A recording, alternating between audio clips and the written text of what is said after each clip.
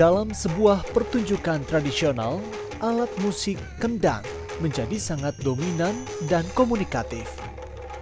Fungsinya sangat menentukan dalam mengendalikan tempo dan irama, serta mengawali dan mengakhiri gendingan.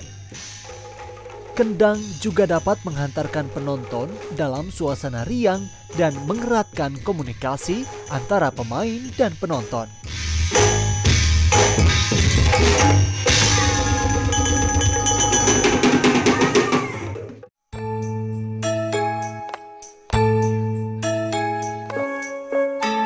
Kendang bisa dibilang setua dengan peradaban manusia. Diawali dengan kebiasaan memukul-mukul benda di sekelilingnya untuk mengapresiasi kegembiraan, misalnya saat berhasil menangkap binatang buruan. Dalam ekskavasi di berbagai wilayah di dunia, ditemukan kendang atau drum tertua dari masa Neolitikum. Khusus untuk kendang Sunda, diperkirakan masuk ke Jawa pada masa sebelum masuknya pengaruh Hindu-Buddha. Bukti keberadaan dan keanekaragaman kendang dapat dilihat pada relief candi-candi yang ada di tanah air.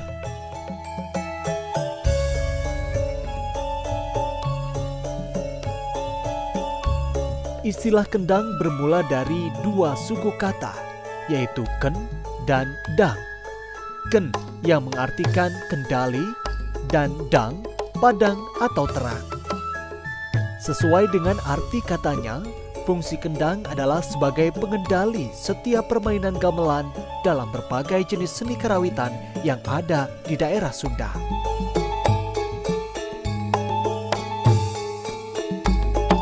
Secara umum, kendang Sunda terdiri dari dua bentuk, yaitu bentuk kendang siki bonteng dan bentuk kendang benget nyere.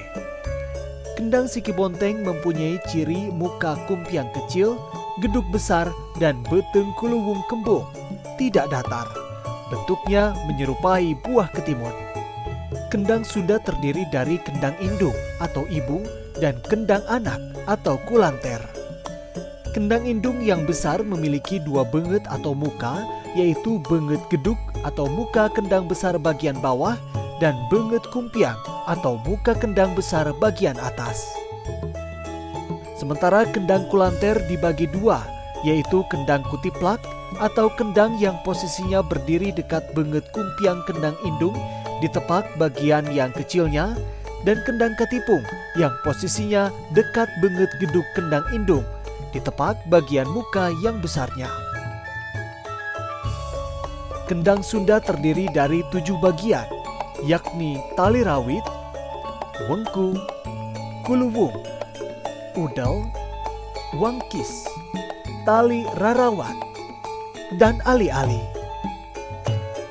Bahan yang bagus untuk pembuatan kendang biasanya dari kayu nangka yang mempunyai tekstur lunak agar dapat menghasilkan suara yang indah. Pada awalnya kayu dibentuk sesuai dengan ukuran dengan menggunakan alat bubut kayu dan dihaluskan sehingga membentuk tabung dengan diameter kedua sisinya yang berbeda. Panjang kendang Sunda biasanya 60 sampai 70 cm. Besar diameter pada bagian kiri 20 cm, tengahnya 52 cm, dan bagian kanan 15 cm. Setelah itu tutup kendang yang merupakan sumber bunyi dengan kulit sapi.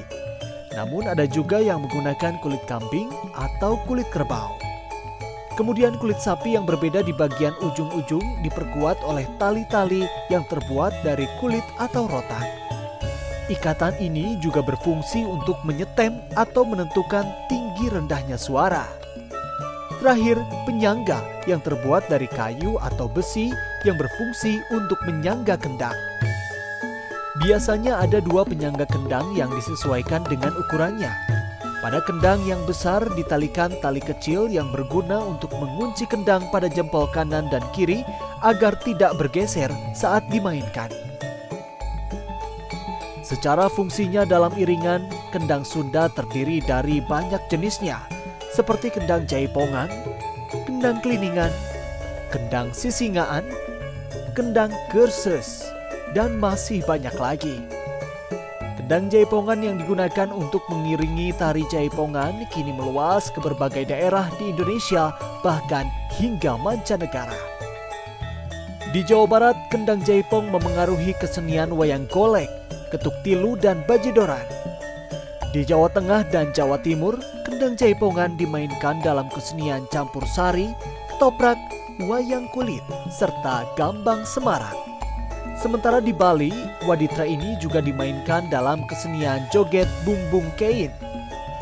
Bahkan kendang jaipong dan nuansa musikalitasnya banyak diadopsi oleh musik populer seperti musik jazz, dangdut, dan keroncong. Ini menunjukkan bahwa kendang jaipong begitu fleksibel sehingga dapat masuk ke dalam berbagai jenis kesenian. Di samping kefleksibelan yang menjadikannya mendunia, patut diwaspadai pula adanya kemungkinan kendang diklaim oleh negara lain jika tidak ada upaya pelestarian dan usaha supaya kendang diakui oleh dunia sebagai kekayaan karya dan karsa anak bangsa.